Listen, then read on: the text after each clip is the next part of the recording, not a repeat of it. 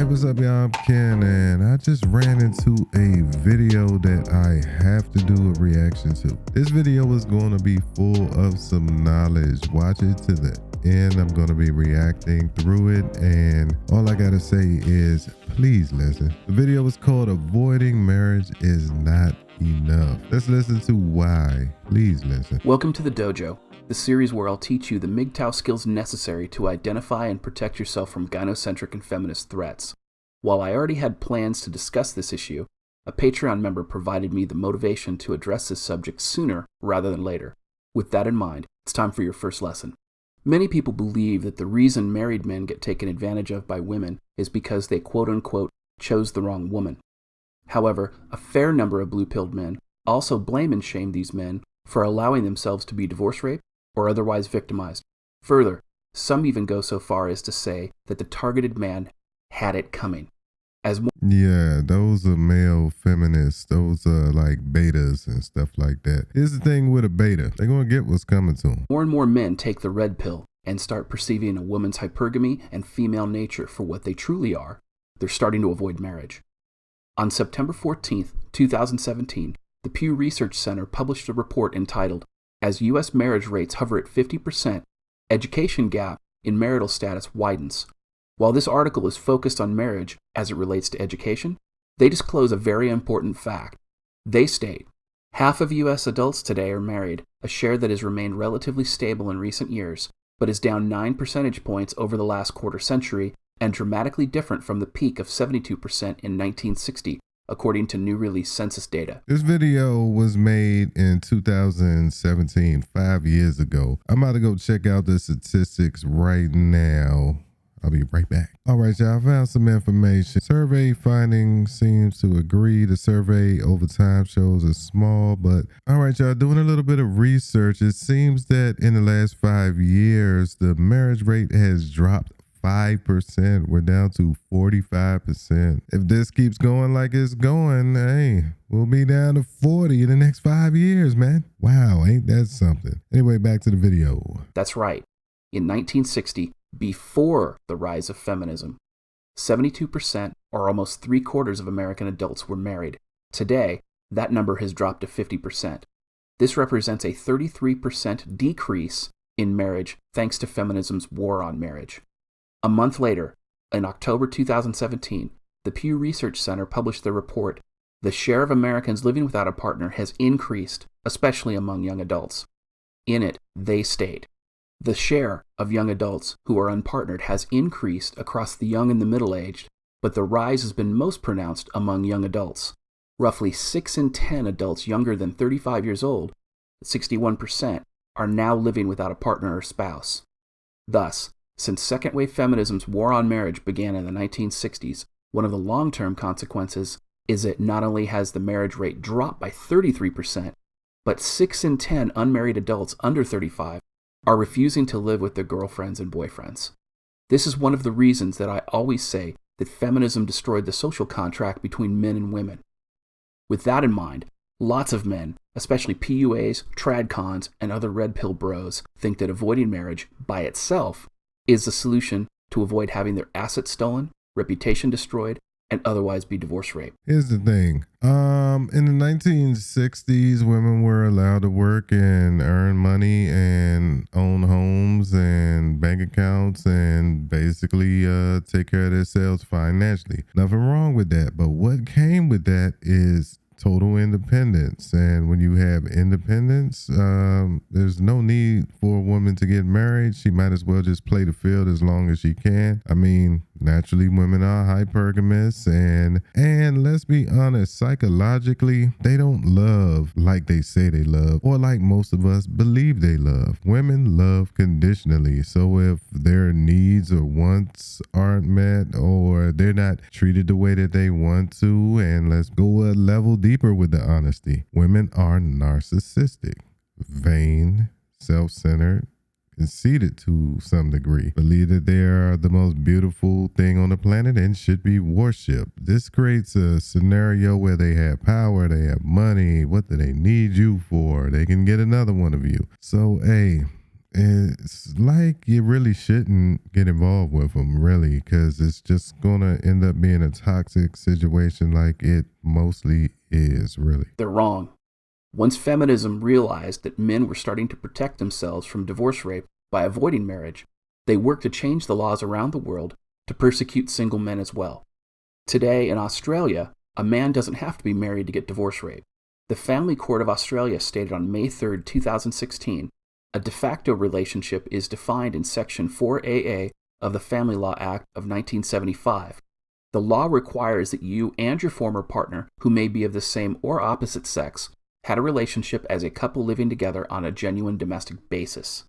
Further, ABC News Australia interviewed Rachel Sharer, the founder of DivorceAnswer.com, in June 2017, and she said, "There's no timeline and there's no minimum time period. As long as you and your partner considered yourself in a considered or committed relationship, and as long as other people recognize that, then you're in a de facto relationship." Whoa, whoa, whoa. Let's pause that. I want y'all to understand something. There's a caveat in there, but I just don't like the way it was phrased. There's no timeline and there's no minimum time period. Now, the only caveat in there is as long as you and your partner. Basically, you better not say that we're together. Don't say you love her. Don't say we're in a relationship. If you said that and she got a recording in any kind of way of that, basically she can divorce you even if you were boyfriend and girlfriend. Wow. Even more frightening, she stated, "There's a relationship called de facto by distance, which means that even though you may not be living together exclusively and full-time, as long as you stay in each other's house or home when you're in each other's local space, then you're definitely considered in a de facto relationship." Thus, hopefully he means live together, because if she just stays over there for a weekend or something like that, then hopefully it's not that. You know what I'm saying? Because that is just plain out evil. It's just like if you around a woman in any kind of way, dog, you can have your whole life taken away from you. in Australia, even if she doesn't live with you full-time and she just stays the night, or she just leaves her shit in your home, she can divorce rape you. In the United States, multiple states have adopted common law marriage laws. In a very basic sense, they're laws that state that if you and your girlfriend live together for a certain period of time, then you're considered married and can be divorce raped. According to the National Conference of State Legislatures, the states that still have common law marriage are... Hold on, let's pause this so we can take a look at it. Colorado, Iowa, Kansas, Montana, New Hampshire, South Carolina, Texas, Utah. Get out of those states, fellas. Colorado, Iowa, Kansas, Montana, New Hampshire, South Sorry, he was going to read it anyway. I didn't know. Carolina, and Utah. While Washington State doesn't have common law marriage laws, they do recognize meretricious relationships. DivorceNet, a website published by Nolo, describes these relationships as follows. The term meretricious has been historically used to label the cohabitation of unmarried couples. When a cohabitation ends, the couple will usually face the same issues that arise in the divorce. The most common include the following: division of assets and property, paying debts, and determining child custody and child support. Thus, not only can an unmarried man get divorce raped in states that recognize common law marriages, but in Washington state, they can get divorce raped under their meretricious relationship laws. However, even worse than these feminist laws created to divorce rape unmarried men are the feminist-sponsored domestic violence laws.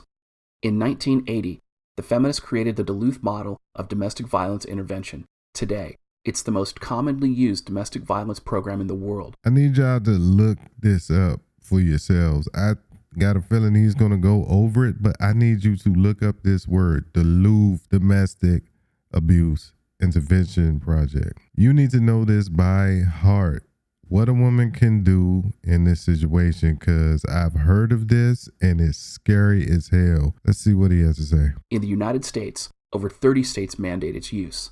However, even in places that don't use it, they still pattern their DV laws on it. Why is this important? It's because the Duluth model created the world's first civil domestic violence restraining order. Thus, a woman can accuse you of rape, domestic violence, or sexual abuse in a civil court without your knowledge and obtain an order to divorce rape you. Did you hear that? Without your knowledge, in civil court, which means that they don't even really have to have proof. They could just say it. This is true even in states that don't recognize common law marriage. Also, I've heard of these types of civil court orders being entered in the UK, Canada, Australia, and other Western countries that have adopted feminist policies. Let me break it down further. What follows are snapshots taken of Washington State's civil domestic violence restraining order request pattern forms. While other state and international jurisdictions' forms may differ, they're all patterned after the Duluth model format and were created to divorce rape unmarried men. In the first picture, a woman can tell the court that you live together and request the court have the police evict you from your home without notice, giving her sole possession and leaving you homeless. Leave you homeless. Like literally take your house. That means if she comes to live with you for any amount of time, she can just go down to the court, say that, and you will be evicted. Further, she can request the court have the police help her steal your separate property and your car. Thus, she can lawfully steal anything of value you own. Also, she can request the court to order you into counseling, mental health services, or drug rehab, in addition to holding you responsible for any fees and costs associated with her attempt to divorce rape you. Even worse, she can request the court to order you to surrender your lawfully owned firearms and bar you from your Second Amendment right to own a firearm, as well as revoke your lawfully obtained concealed carry permit. So how common are civil domestic violence restraining orders granted in the United States? Well, in 2011, SafeServices.org issued a 12-page special report entitled The Use and Abuse of Domestic Violence Restraining Orders. In it, they state on page 7, one analysis compiled data on final restraining orders mostly in 2002 from 29 state court systems and found that the rates varied widely across the states. On average, the analysis revealed that 342 final restraining orders were issued per 100,000 persons. When extrapolated to the entire U.S. population, an estimated of 860,000 final orders were granted. Now remember, this is per year. That calculation parallels data from the FBI National Crime Information Center, NCIC, which includes a national registry of restraining orders. Each year, 600,000 to 700,000 permanent orders are entered into the registry. However, 8 states do not participate in the NCIC registry, and many other states have incomplete coverage. For example, in Texas, 25 counties do not report. In California, 17 counties do not have a reliable procedure to enter orders into their database. Given the trend of increasing numbers of restraining order, the best estimate of final restraining orders now issued each year is 900,000. Okay, that was in 2002. You already know it's higher now in 2023. It's definitely over 1 million. I would say close to 1.5 if I had to guess. That's right. As of 2011, almost 1 million civil DV restraining orders are granted each year in the U.S. alone. And those only represent the permanent orders. They don't include the temporary orders like the initial 14-day orders, nor do they include the orders that actually have set expiration dates. In other words, the 1-year restraining orders or the 5-year restraining orders that many jurisdictions issue prior to issuing the permanent restraining order. Here's the thing, fellas. Women know about all this. They chatterboxes, they the grapevine, they all know this stuff. If they don't know, they can know a girlfriend that they will put the other chick in contact with so she can break it down to you. I'm telling you, it's a lot of women out here who act like they like men, but really low-key are feminist, sexist, and misandristic. You know what I'm saying? They hate us. Only reason they're around you is because you have a use to them, or you're giving them something, or you're treating them a certain kind of way. That's it, fellas. The question that begs to be asked is, since the Civil Domestic Violence Protection Order system was implemented by feminists in the early 1980s, how many millions of men around the world have had their lives destroyed through false accusations without ever being charged with a crime?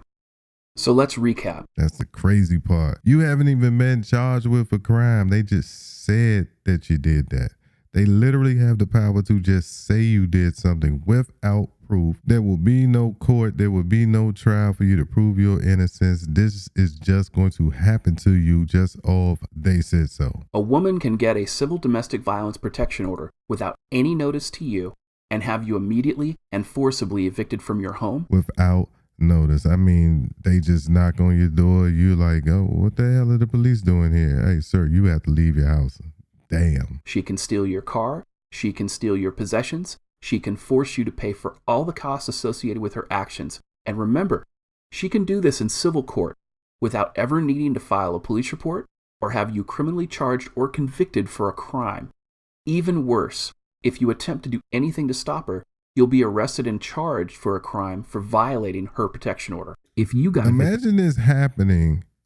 You lose your job, but you still have to pay child support. Now it's hard to find a job because you have a criminal record. Do you see why a lot of men are ending up in homeless shelters like for life? Just all the fact that they got to catch up with the child support after this happens. Life gone. So tell me, if you got evicted from your home and had your car stolen, as a homeless person without transportation, how long could you keep your job? More importantly, how long would you survive on the streets? With that in mind, what's the takeaway? It's pretty simple. Like I said earlier, feminism destroyed the social contract between men and women. The best way to protect yourself from being divorce raped as an unmarried man is to avoid committing, cohabitating, or marrying any woman. Sadly, even casually dating a woman can get you divorce raped in any country that advocates feminism. See, the thing is, like, you get with a woman and it seems nice and she's nice. Y'all probably making love. Y'all probably watching the same shows. Y'all laughing and giggling. But then all of a sudden, just like that, you're in that position. Just because she doesn't like you anymore. And the laws tell her she can get this house from you. No marriage, nothing. Through the Civil Domestic Violence Restraining Order system. Until things change, the best solution remains going MGTOW and avoiding women as much as possible.